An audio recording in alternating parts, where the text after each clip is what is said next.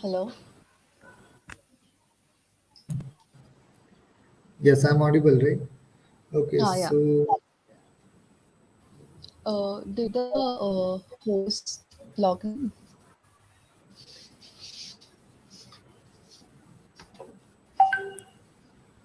sorry, what? Hello.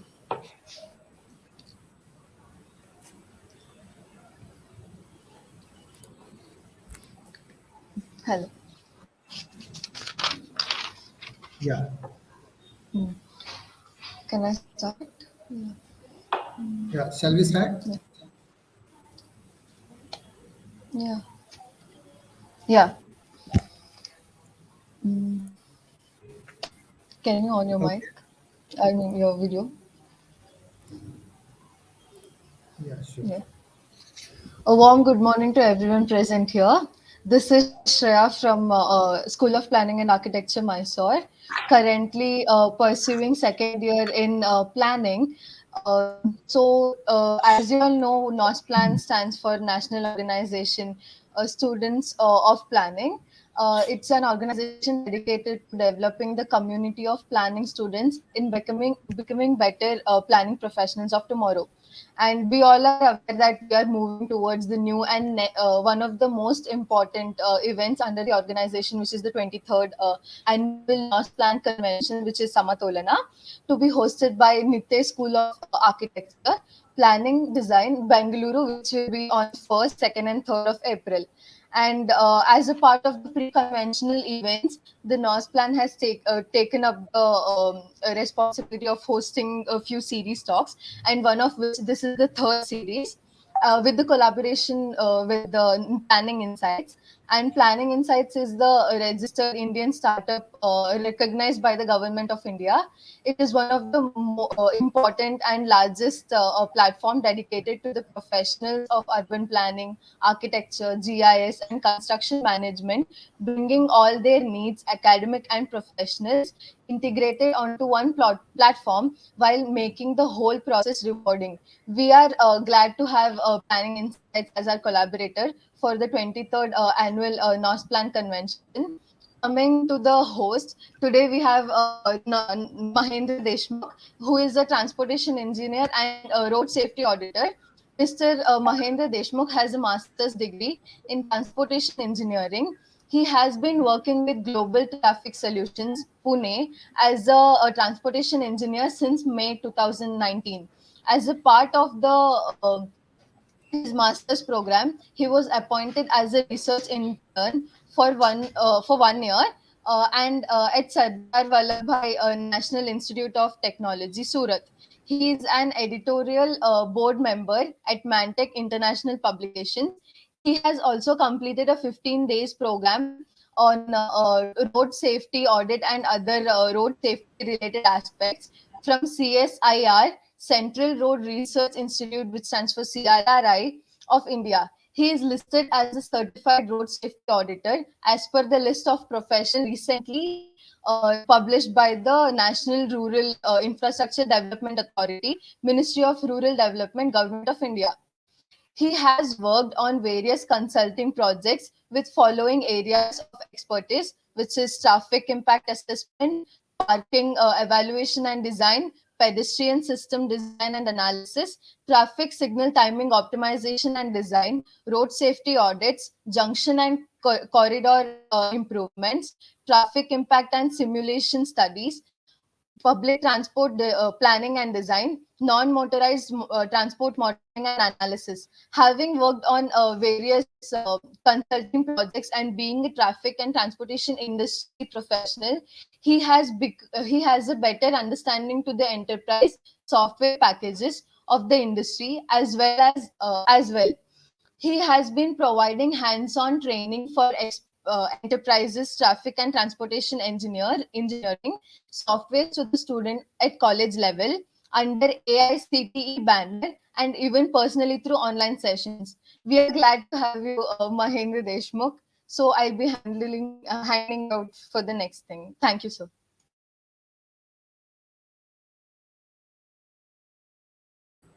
All right. Thank you for the warm welcome.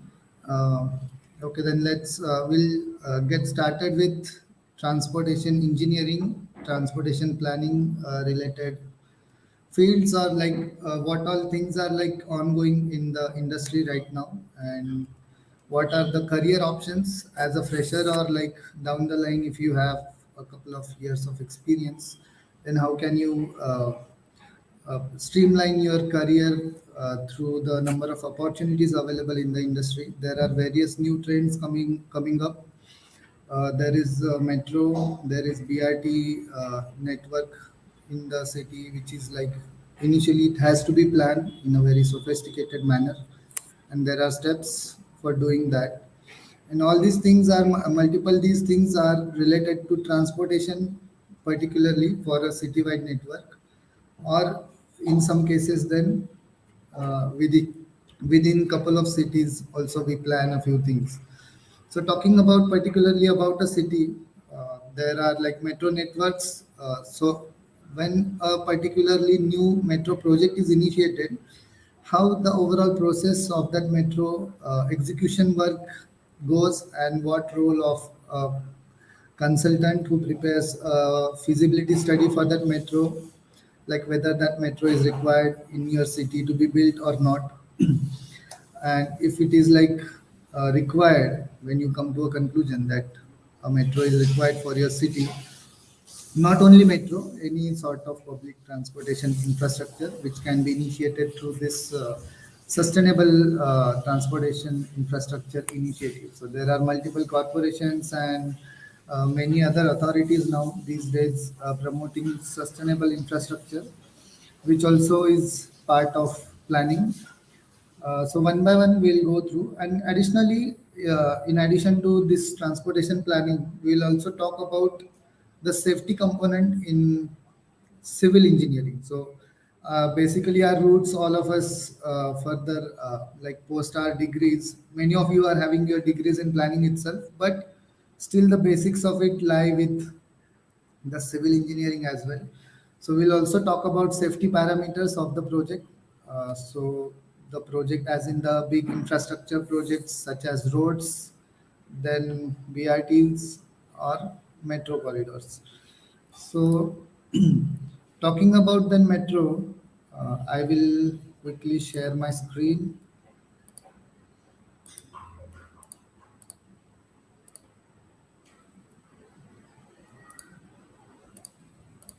Yeah, so my screen is visible. Yes, sir. Yeah. Okay. So this is one of the corridor from the multiple packages which were been proposed in Chennai city. So this ranges from the Punamalli bypass to till the lighthouse, which ranges till the beach house side of the Chennai city. Now the thing is, an overall network citywide, it is planned that these are the particular busy routes which have multiple riderships coming up, and there are multiple people traveling from these zones to these zones of the city. So in that case, then what happens is you as a government, you have to promote some new infrastructure for the road users, that is public. So people cannot be using uh, their own resources like private. So there are trips, as you all know, there are types of trips or modal split is there. So what, as a government, what people do is they then promote this sustainable or public transportation infrastructure through which the overall load or the overall congestion, in layman language you can say, so the overall congestion on our roads, our motive is to reduce it. And in addition to reduction of the overall congestion or the overall utilization of your carriageway, you also have to provide the like usable and a comfortable system for your road users. Also, it should be fast. So all to achieve all these now, as we all are aware, like only three or four people can be accommodated in a car, but more than 40 or 50 people can easily be accommodated in a bus. So that is the sole inspiration behind the public transportation. So that's why we all are now, all governments or even Supreme Court these days is promoting sustainable infrastructure. There are multiple circulars and GRs coming up which talk about promoting such infrastructures within the big short corporations.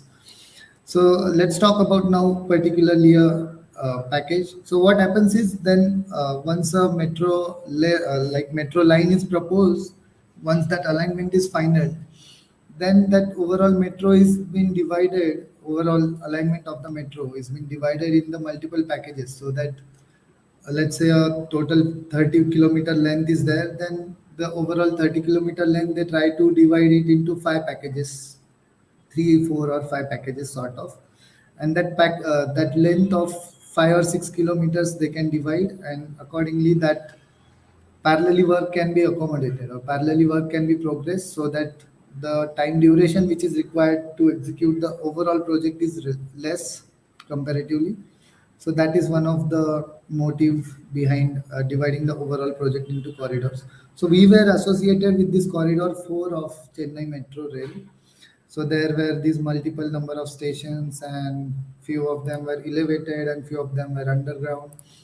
So accordingly, now as a planner, what is your role in this particular metro project? After after having that DPR or that environmental impact assessment report, or which you can also call it as a feasibility report. So once you have that, what you can do is, while that actual construction is now ongoing, let's assume that that those barricades we all see around the cities, like many of you should be from, if you are from Mumbai or Pune or Bangalore or Delhi, any other cities where the metro works are ongoing. So if you can see those barricades are installed, so it's not just that the barricades are brought from somewhere and they are installed. So there is this particularly work zone traffic management plan is to be prepared for that particular project, for that particular package, whatever is the length of that package. So here in the right hand side of my screen, you can see this is the overall map of your metro corridor, and this is the alignment, and those dots here are nothing but the metro stations. So all of those which are marked in the blue color are nothing but the underground metro stations. Okay, so now these are the metro stations in our study corridor. Now, as I told you, safety also we are trying to target in our today's discussion. So what safety parameters we consider, what traffic parameters we consider, and there are particular levels of services which are being observed by the road users, which are being experienced. So like while you are traveling along a road, you have certain level of service experience. So it is in layman language. I'll try to explain. So there are six levels of services, 6 to 7. A to F they are classified, and A is the most superior one, and F is the most. So F is basically congestion. It is the worst level of service you can experience. So bumper to bumper vehicles are stopping, and there is long queue along the junctions. So all those things are there.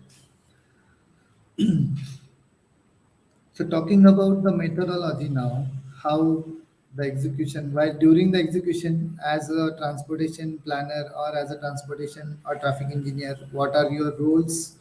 So I will try to explain you shortly. So what you do is, initially you do your data collection for that project. So data collection as in all types of primary and secondary data, such as traffic data you need. So there is, let's say, some arterial or subarterial road in your city along which the metro alignment is proposed initially, right? So you already know that along this road, I will have my barricades installed. So you know that the width of your barricades that you are going to install on the road is like it typically it varies between 8.5, 8.7 to 9 meters. So let's say you have a four lane divided road.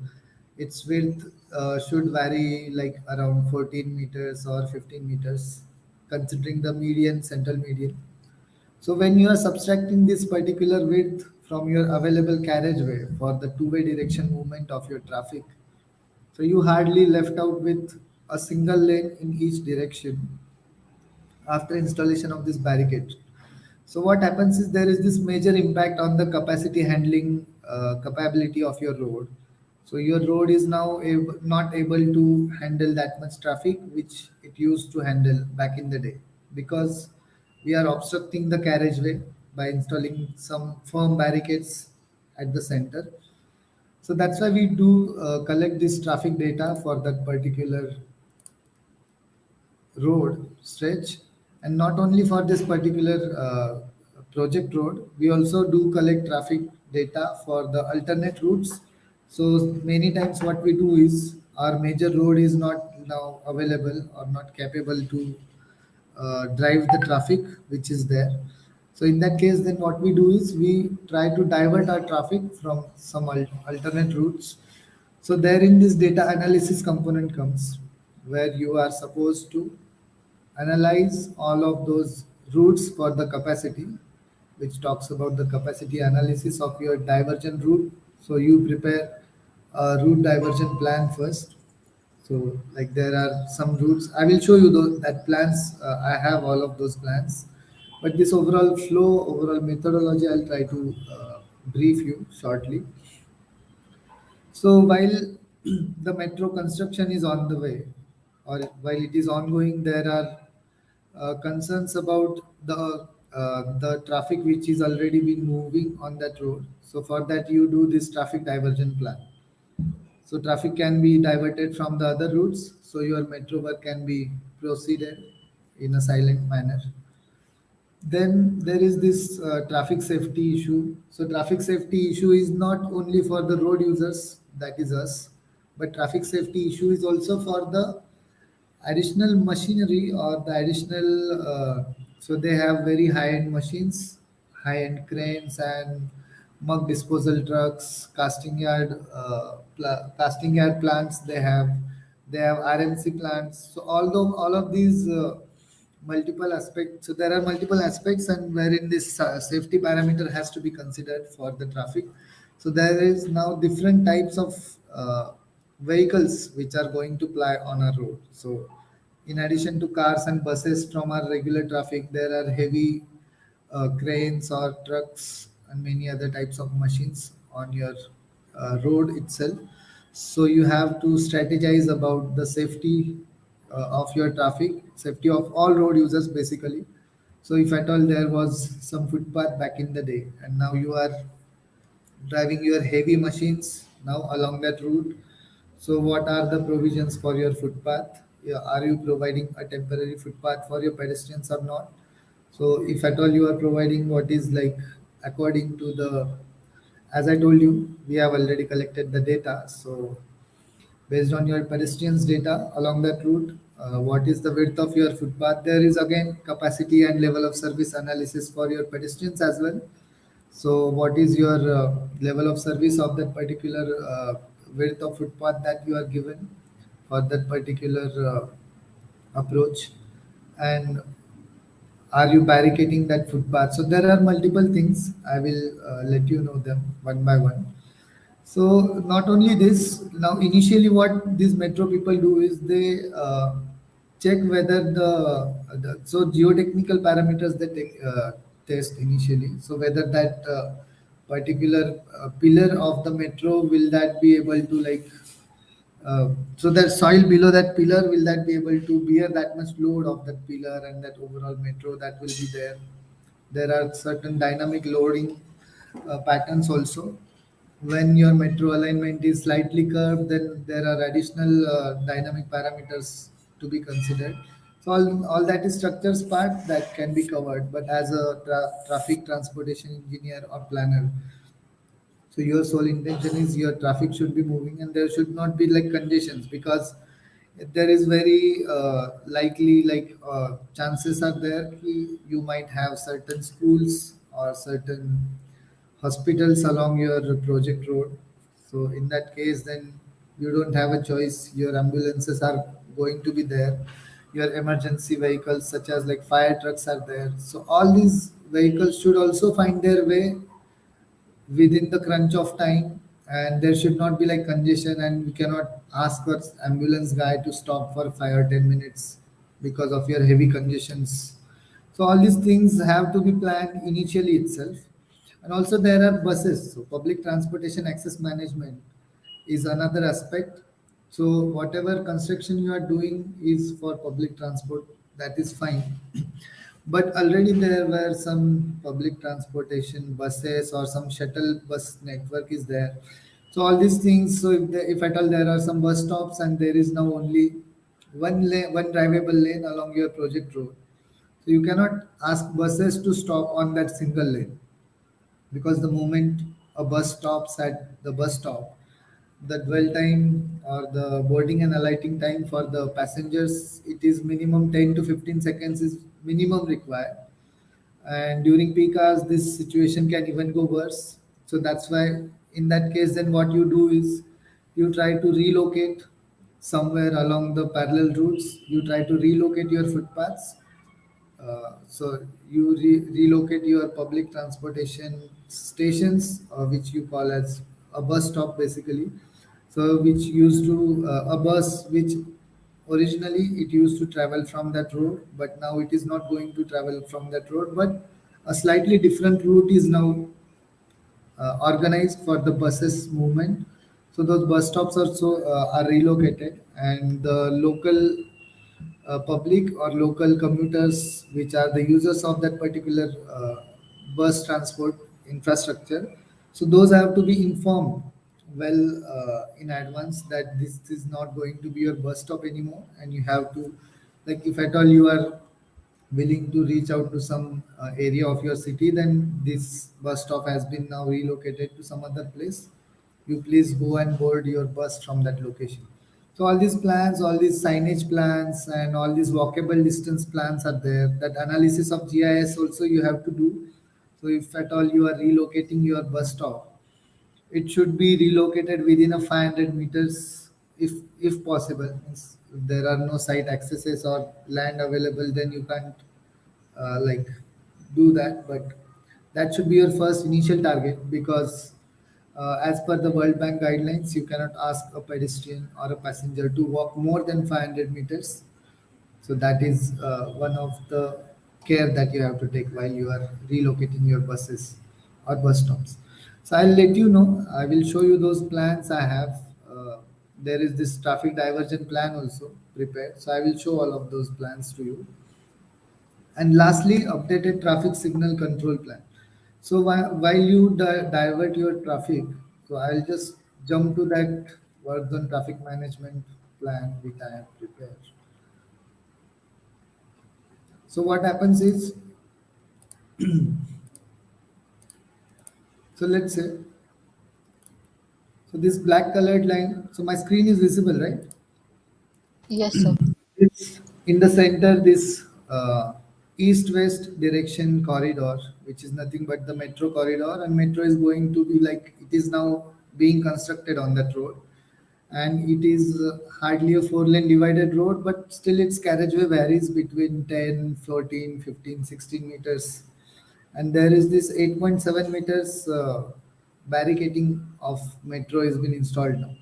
So there is only one direction lane available for both direction traffic, and that's why what we have done is, starting from this first station, which is Dr. Ambedkar statue. So from here we are trying to divert our traffic like this. So people, all of those who used to, I'll just add a markup here. So let's say this is your direction of travel. This is your direction of travel along this road. This black colored road, its name is Arcot Road. So initially people used to travel like this along the road. Now because of metro, there is lots of congestion, lots of vehicle stacking or queuing is there. So that's why what we have proposed now is, we are asking people to slightly use this route like this, and from here you can go to your next whatever location that you are willing to go. So that all of those signages are to be installed at particular locations very briefly, so that a road user which is not a daily road user but someone who has, like let's say someone who has visited Chennai city for the first time, and he is now willing to reach out to, let's say, this particular station, whatever the name of this area is, and if he is traveling along this road, so he should be able to visualize that there is something happening along this road, and that's why I'm supposed to divert myself from this another road like this, and I can reach out to this location from here. So all this detailing you have to prepare, you have to plan, and you have to actually execute it on site. Execute as in it's just installing a signage on site, but you will have to look after for all those things. So these all things are now in terms of traffic, as I told you. So this is the proposed traffic diversion plan for the metro alignment or the metro route network that we have planned, and follows ahead and ahead till the end change of your particular project metro network or metro alignment. So as I told you now, while you are planning for this particular network of traffic diversion, it is termed as work zone traffic management plan, and it is termed as WTMP. So what sort of data we require and what sort of analysis we do, that I'll try to show you now. And also talking about the safety parameters, as I told you. So this is one of the junction, as I told you, Dr. Ambedkar statue. This is the first junction along the metro corridor. The first metro station is going to get constructed over here. So this is junction, and we need this turning movement count for your overall approaches. So this is a four-leg junction basically. So as we classify our junctions, so out of your four approaches, you get this traffic data like this in the 15 minutes interval, or like, no, interval is not an issue, but you need that particular interval to be inserted in your software packages, in which you are going to perform this analysis of your overall traffic data for the junction, or there are corridor capacity analysis we perform. So all these things are there. So we have this classified data: four-wheelers, two-wheelers, three-wheelers, ranging from 6 a.m. in the morning till all the way till 10 p.m. in the evening or night. So that's 16 to 24 hours data we require. So similarly, we then classify that particular data into the peak hours of the traffic. Like let's say in what was the morning peak hour, so it was from 9:30 to 10:30. And out of the overall daily traffic, which is ADT, you had 9% of the traffic within that 1 hour, which was operating through that junction. So these are the number of approaches from where to where, how many vehicles were traveling, and this is the total number of passenger car units. So I hope passenger car unit is something you are already aware of. So we try to convert all the vehicles into a single unit, which is a passenger car. So all the trucks and two-wheelers and three-wheelers or buses, every other class of vehicles we have converted into a four-wheeler, which is a passenger car, and PC of it is one. So considerable traffic we have. We have 7,300 PCUs traveling or turning from that particular junction. So similarly, we do this exercise for afternoon timing of the day also, which is we consider as off-peak timings, when there is not considerable traffic on roads, and same thing we do for the evening also. So there are two major peak hours, which is morning time when offices shifts are there, and evening time when schools and multiple offices are like they get off. So while you are traveling along your metro corridor, you have multiple number of junctions, and you have this similar kind of turning movement data. Using this data, then you plan your traffic diversion route, traffic diversion network you accordingly plan. So a short brief about corridor capacity analysis I'll try to give. So there are multiple IRC codes now. These tables are now extracted from the IRC 106 for different types of carriageways and the category of your road, or what is the type of your road, whether it is a arterial or sub-arterial road or a normal. So छोटू सा जो गली वाला जो road होता है, so that can be termed as a collector road. And other arterial road is something. So all these definitions are given there in this IRC code, which is 106. You can refer that. But accordingly, your road type changes, your capacity, handling capacity of that particular road also changes.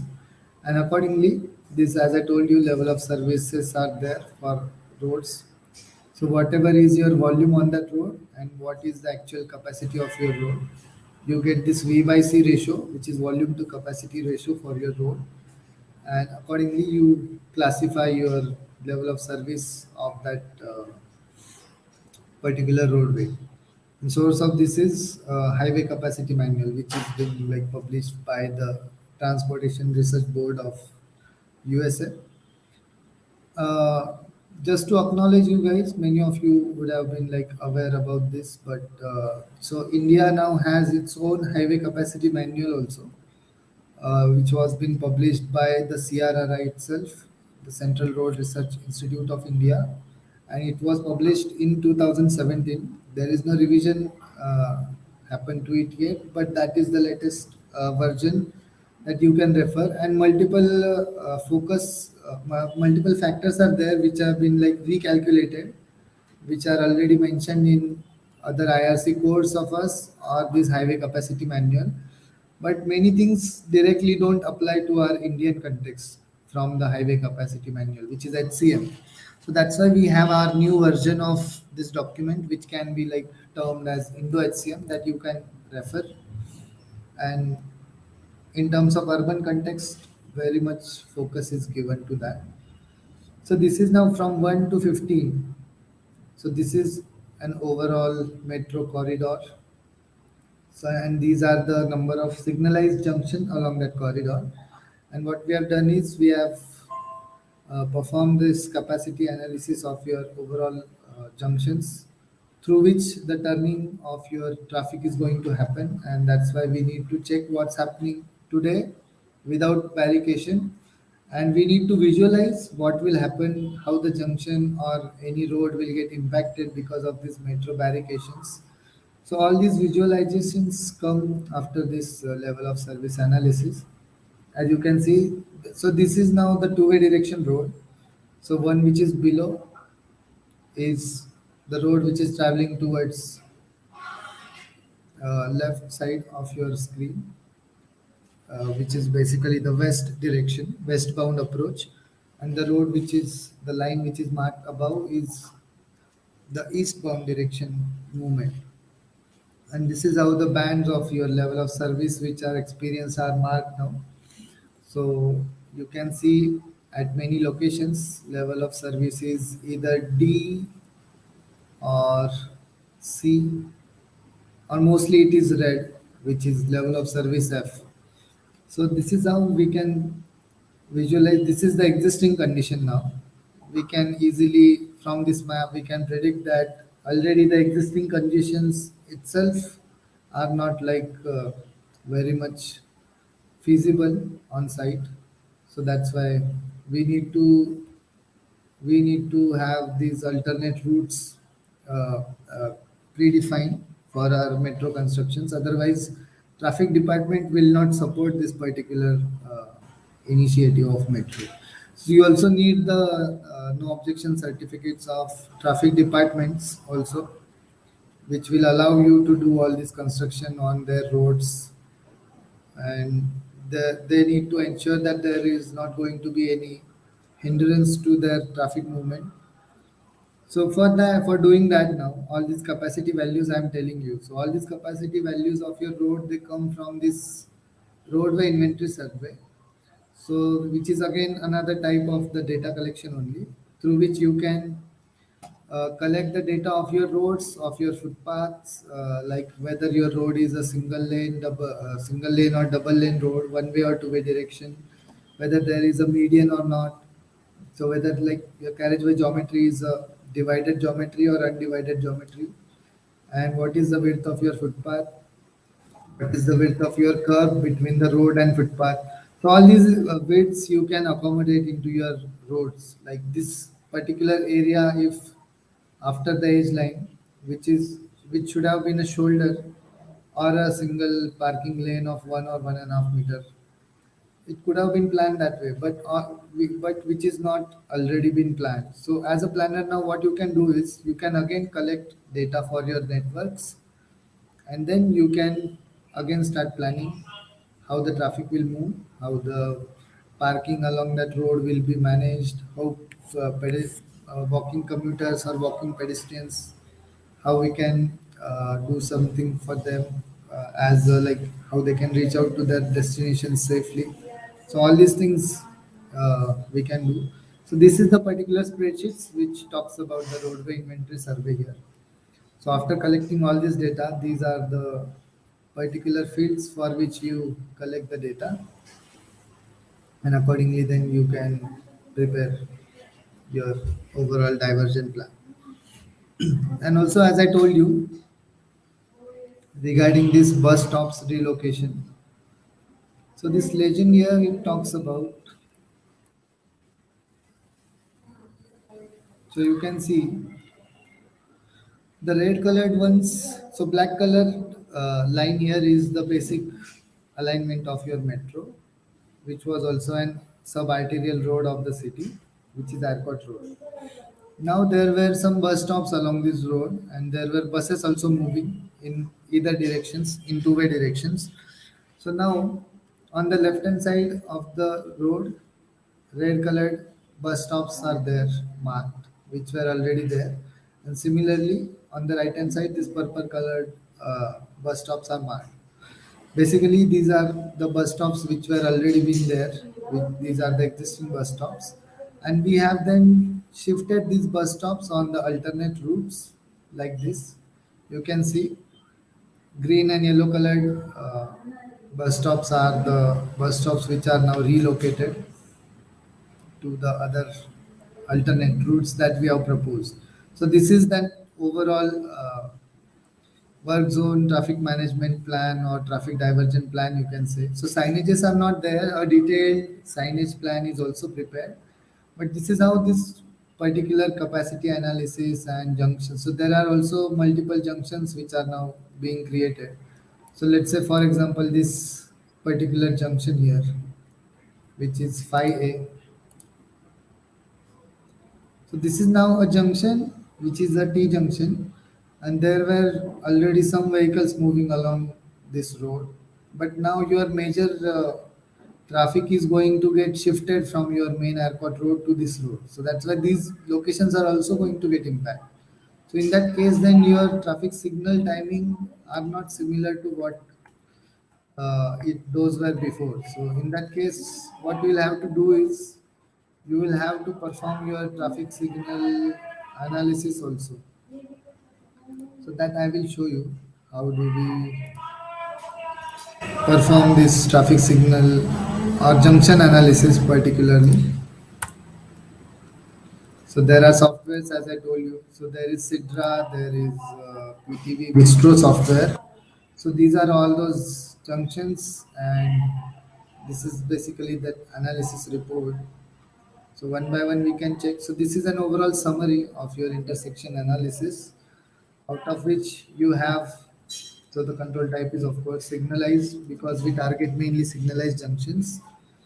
The analysis method was highway capacity manual. So after the analysis, this is the summary that you get, and the worst movement of your junction it can be like highlighted. So for that particular junction, it says westbound. WB is nothing but westbound. So these are all initiatives. Initials like NEB is northeast bound, northbound, southbound, westbound. So all that we all are already aware of. But the westbound approach of your particular junction having your north direction on top. The V by C ratio for your particular junction was 1.2, which is not a good number because your V by C ratio should be less than 1 in order to in order not to have the level of service F according to that table that I just showed you. So these results are now here printed in terms of this table. So you have your V by C ratio and you have your level of service like this. Okay. So if you are crossing your V by C ratio more than 1, which is the case here, so that's why things are not going well here. So you again need to plan a certain few things to improve the particular operational ability of that junction. Particular left or right turns are heavy, which is also been identified by the software. It's saying worst movement, so you can again rethink of doing the analysis or what parameters you can change. You can think. So this is the overall summary. And as I told you, the primary and secondary traffic data we had, the roadway inventory data we had, carriageway width, footpath, and number of lanes, directions of lanes, and your saturation flow values you can predict, peak hour factors you can calculate from your traffic data. So all those initial fundamental inputs you have to give to your software like this. So the software window I don't have right now, but so this is how your inputs you are supposed to enter. And lastly, then you get your lane group results like this. So your if at all into your junction there are some queuing happening. So what is the length of your queue? What is the 50th or 85th, 95th percentile length of your queue? So particular approach wise, those lengths are here mentioned in meters. So you can visualize because it's everywhere. It's F F F D. So whatever is F is failing, and you have to redo that exercise. That's all. So this is how, and this particular diagram, this sequencing diagram here, as you can see. Let's talk about some other junction maybe. Okay. So this is now a five-phase signal which has been proposed with these number of signal timings. You have 3 seconds of amber by default allocated to all the junctions and some green time. So this green time is not just entered manually here, but it is been calculated from the optimization tool of that software, which based on your traffic data input that we have given. It optimizes that for this much passenger car traffic, what should be the time required with having minimal queues accommodated for all other approaches in addition to that particular approach. So all three approaches together, having fourth approach considered, that optimization is done. There are couple of methods of optimization. That method also you can define which one you want to go with, and accordingly this revised signal plan you can extract for your junction. So now talking about the approvals of your project, so traffic department approval is something which is going to ask you for this traffic signal plans of the impacted junctions. So regionally now localites or these local officers are aware about a particular location. So now you also you stay somewhere, so you know particular locations which are busy. Some junctions are like heavy junctions or heavy turning happens through those junctions. So the cops or the police officials are going to ask you for this sort of thing because they know things are going to change over there. So you also need to change the traffic signal timings over there. So you submit us that plan. We'll implement that plan. We'll check. We'll take a few trial runs maybe, and if that plan is working okay, then after that you get the approval for your particular this works on traffic management plan or your traffic diversion plan, you can say. So these all are the things about planning. Just it's not just about planning a metro and checking if metro is required or not. Even after the conclusion that a city requires metro, while executing that particular network, also you need a lot of planning. A few glimpses of that we just discussed. One more thing I want to let you know, these all are like enterprise software packages, and not everybody can like purchase these. But the capacity analysis is not like limited to softwares. It's not that you are expected to perform your analysis using a software only. You can do your analysis using normal IRC values. As I told you, IRC 106 allows you to predict those capacity values of your roadways, and accordingly you can check the levels of service like this. So this is the junction, and these are the level of service for that particular roadway approaches marked. So this table and map. So accordingly, this way also you can try to convince your traffic department, uh, CP or joint CP, whoever you are dealing with for the permission. So these are also ways for performing analysis. Or in what you can do is you can do in detailed manner for all these methods, and you can then compare your scenarios. So this is how this is the alignment of the road in the east-west direction, and from this particular point, your so the point at my cursor, the cursor where I have placed right now. So this is the starting point of my metro corridor. From here it starts, and this pink colored hatch in between is the metro barricade of 8.7 meter, and you can see this is the junction, of course. But this whatever white colored portion after footpath is remaining is the only carriageway now available, and your traffic can travel only through this carriageway now. This red colored dotted line is nothing but the center line of your road. So initially there was this much carriageway available, but now because of this pink hatch is there, so the pink hatch is nothing but the area which is being captured by the metro construction,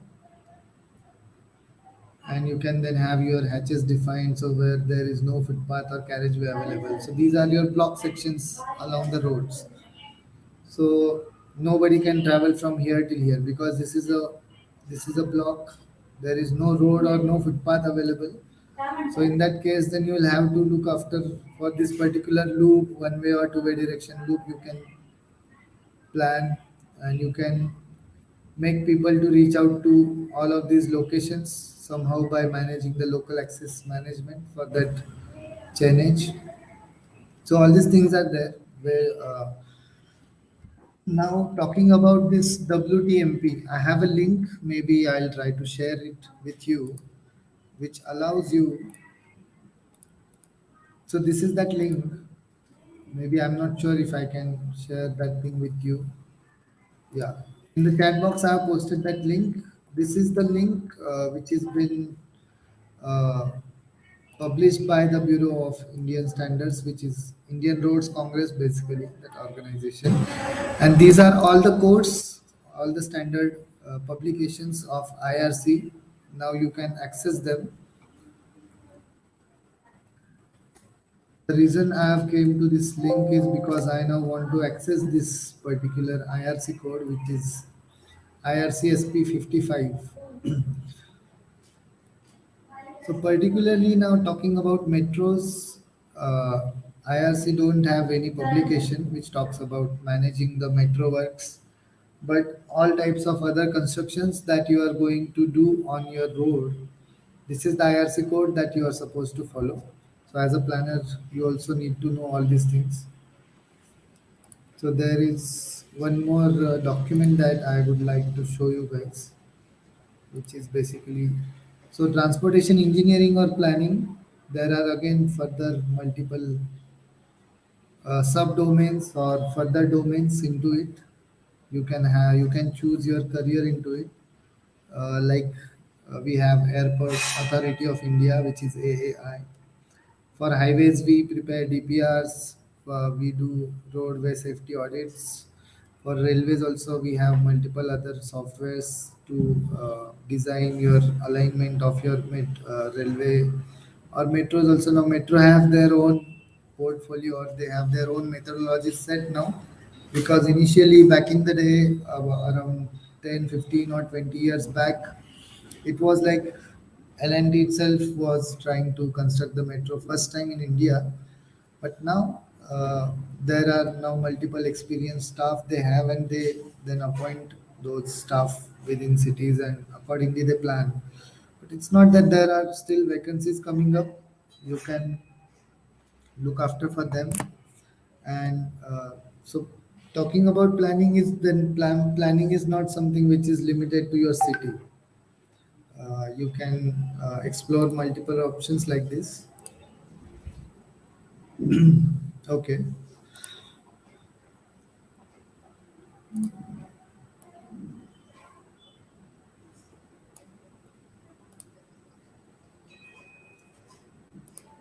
And lastly, I will again talk about a few softwares. So there are multiple software packages which are there in transportation planning, traffic engineering, or then if you are looking after into this GIS thing, so there are free source software platforms are also there, which can be accessed without any cost, or you don't need to have a particular license purchased from any enterprise. You can directly access them and start analyzing your thing. So talking about highway, as I told you, we prepare safety audits, we prepare the detailed project reports, which are now also being prepared for the metros also. So all these softwares are there. As I showed you a few results of PTV Vistro just now, many others are there. So you can accordingly look after for them. You can grab some knowledge and you can move ahead in your career. Yeah. So that's all from my side. If you have guys have any questions, then you can let me know. Yes, sir. Thank you for the class. So there's a doubt that what are the must-have skills for getting a placement in traffic and transportation domain? Okay, very good question.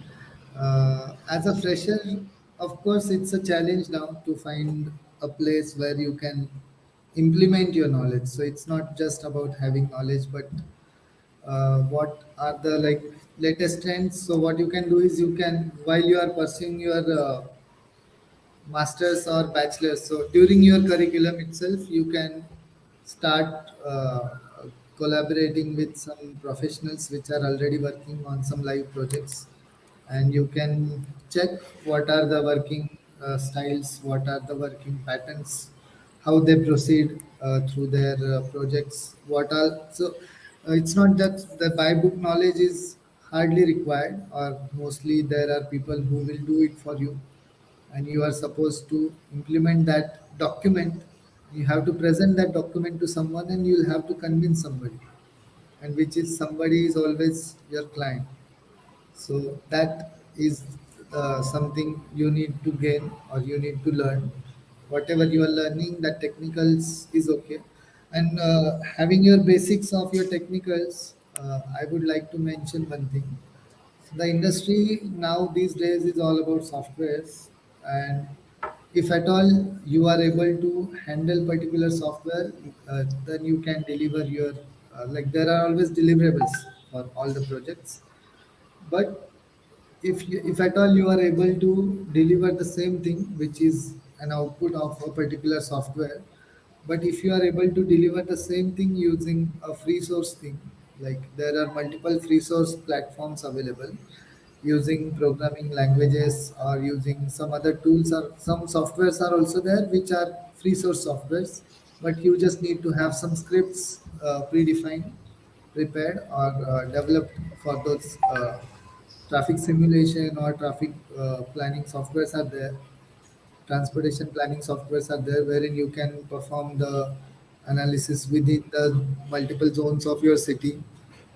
So you can start exploring them, you can gain knowledge about them. So whenever a question will be asked to you, which is a very famous question, that why should we hire you? So at least you will be able to speak something that I can do this. But in addition to this, I can also deliver, which is a free source thing. So that way you can be an asset and not a liability, because purchasing a software is a big headache for every consulting firm. So that is something which is expected from the freshers also. Okay. So, what are the various job roles available for freshers to pursue in transportation planning, sir?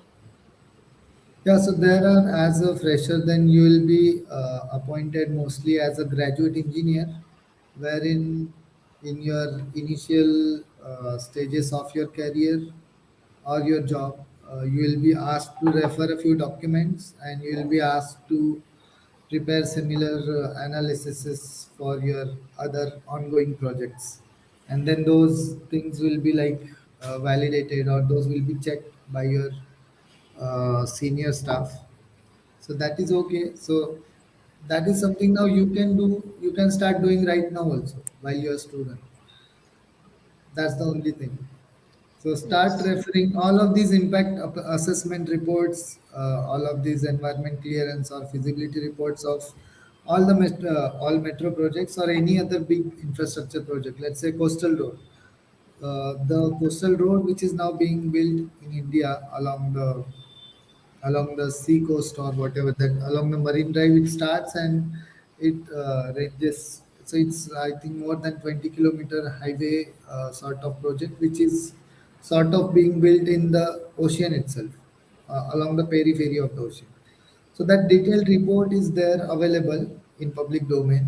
You can access that report and you can see what type of surveys were there, what sort of planning initiatives they have considered for considering this project, and how the environment clearance or the feasibility of that project.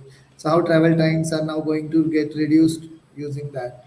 So you can also visualize certain things like this into your projects. I think you are also supposed to submit certain short-term, long-term projects as well, right?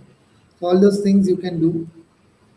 So start exploring and be in touch with a few professionals and start doing some internships, so that way you can get some idea of the industry.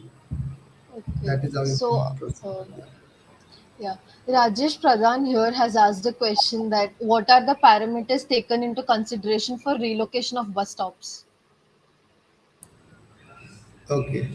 Yeah. So bus stop is something like which has been planned before. So while you were planning your bus stop, initially you didn't had any idea that a metro will be there coming up after 5-10 years. So now, whatever you are doing is like whatever planning that you are going to do for relocating your bus stop is like you are doing it from scratch. So the basic parameter that you have to consider is the walkability of that commuter. So let's say you have traveled across, like, let's say 10-15 kilometers away from the city. From some zone of your city you came to your bus stop, and the place where you reside, your home or your house, it is like, let's say, hardly 100 or 150 kilometers from the bus stop. So in order to not ask you to walk more than 500 meters from your newly relocated bus stop. So these are the guidelines offered by World Bank. There are again other publications also for it. CPT is there, or ITDP guidelines are also there. So those you can follow, and accordingly you can shift your bus stops. Uh, Particularly talking about our analysis, what we did is like there is this GIS buffer analysis we do, wherein you can have this buffer of 500 meters diameter, not radius, that you can mark. and you can check whether it is possible to relocate your bus stop along any of these routes, whether bus will be able to travel along that route. So all these things, all these parameters you have to see. Many times you will also have to visit your site also. Not that everything you can do using your Google Earth. So there are multiple things. Okay. So the next question, Adarsh Ajikumar has asked, isn't IRC old, very old document? Do you think that there's a need for an update for IRC document? Yeah, there is very much need of upgrading our IRC documents, but the document as that you are asking, is it very old? Is it's of 1990, which talks about this roadway capacity values. So this IRC 106, my screen is visible, right? Yes, sir. Yeah, so this is the IRC which gives you the capacity of urban roads in plain areas. Now, that's why, as I told you, there is this Indian Highway Capacity Manual which has been published by CRRI. So you can refer to that document wherein very much emphasis is given on the urban roads, urban intersections, or queues or delays, how to calculate the critical gaps, and how to calculate your capacities. So this is the table. So these are the PCU values, recommended PCU factors for the different types of vehicles on your urban roads. As I told you, I converted all the traffic data into a single passenger car data, which is PCU. And these are the recommended design service volume. So design service volume and capacity is nothing but it's just the capacity of road which can be expressed in LOSC or F. So your capacity is nothing but the handling capacity of road at LOSF, and design service volume is your capacity of road at LOSC, and how it varies. So you can read through this chapter which is given there above the table, above or below this table. You can check what is the design service volume and what is the capacity, what's the major difference between these two, and what value we use for the capacity analysis. And what are the types of roads as they are mentioned here? Arterial, subarterial, and collectors. All these definitions are also there given. You can quickly have a overview and you can check what are these things. So these things are never going to be there in your syllabus of your curriculum. So that's what you should be reading through, and that's what you should be like calibrating throughout your projects, and not that much research. So, in case if you are targeting for a PhD, then that's fine. But all these things you should be aware of before appearing for an interview. Yeah. Okay. So, Preeti Priya Pradhan has raised a question that how are we including the pedestrians in the entire traffic planning process because they are an integral part of the traffic. Yeah, of course, because now there is this overall work zone traffic management plan we are preparing. So this traffic management plan is not termed as a plan which is meant for traffic. Of course, it is meant for all types of road users, which is pedestrians, not only pedestrians but non-motorized infrastructure if there is any, like bicyclists are there, or wheelchair people are also there, some handicapped. So there are, as I told you, again I'll get back to my IRC list. So there is this one IRC code which talks about manual on universal accessibility for urban roads and streets. So to answer your question, you can quickly check this IRC code. So there are these universal accessibility standards given. If at all you are planning something as a planner, you need to plan things, and if you are planning in urban context, then all of your things should be in order which are recommended in this code.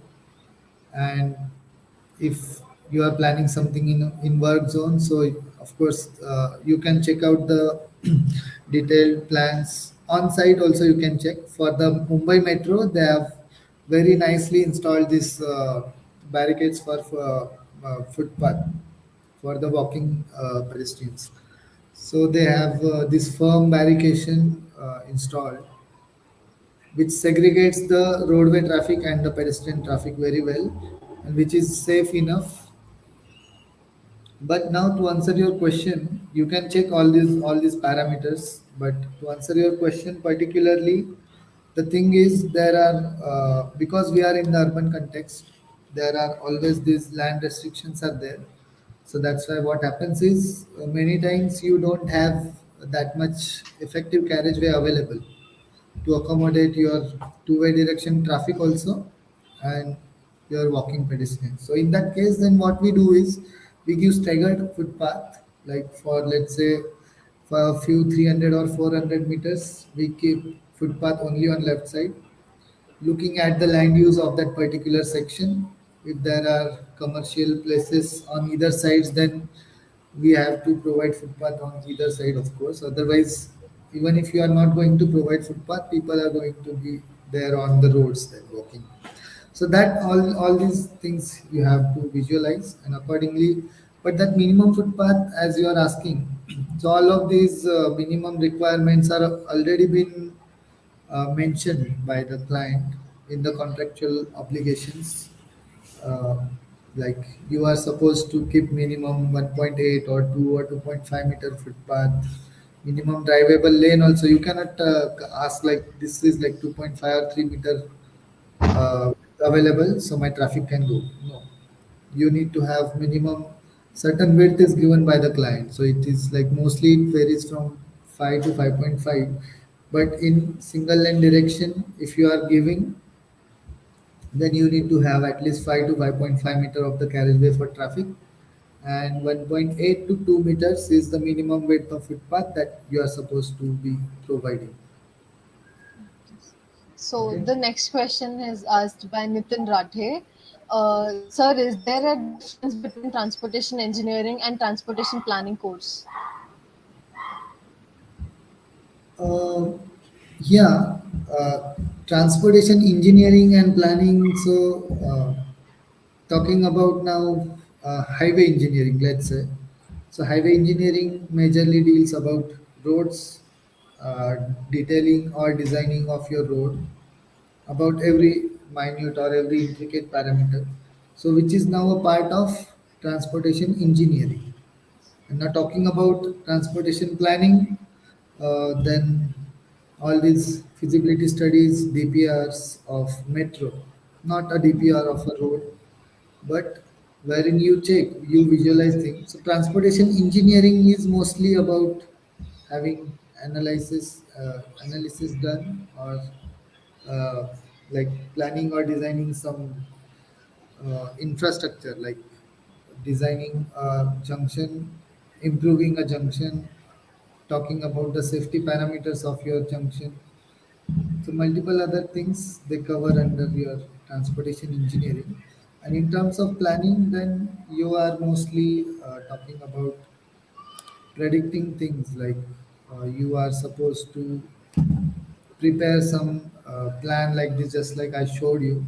So there is not you are, it's not that you are designing something, but planning is again it's about having some analysis done and visualizing certain things within the thresholds of the standard recommendations or standard guidelines which are being offered.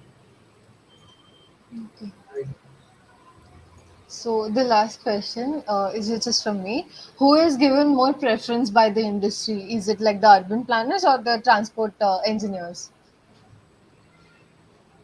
Okay, so I am a transportation engineer slash planner. So whatever the part which has been there considered under urban planning related to transportation infrastructure is already being covered under transportation planning.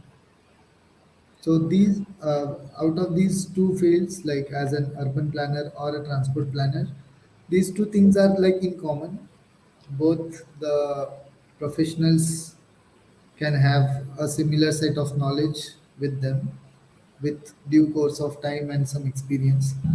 But but an urban planner, like as I said, an urban planner does more than what a traffic or transportation engineer does. Like there are, I think, development plans prepared, which is like DPs are there, or even CMPs are prepared. So there are multiple things which are like on a greater scale of planning. So all those things are so all these parameters these are covered under the urban planning domain, and that is not part of transportation planning or neither the part of transportation engineering. A few parts of urban planning are covered under transportation planning, like OD matrices we analyze, we try to design or we try to locate our buses network or many other things. So urban planning is, I think, slightly a vast domain as compared to transportation planning. Thank you, sir, for clearing all our doubts and guiding us through the stream of transportation. Um, yeah, thank you for patiently listening the meet. So yeah, thank you, sir. Yeah, all right. Thank you. If you guys have still any doubts, then you can reach out to Planning Insights, or you can reach out to me through my email. You can get it from them. Okay. Yeah, Yes, I think it was nice talking to you all. And all right, that's all from my side. Thank you. thank you, sir. Yeah. Yeah.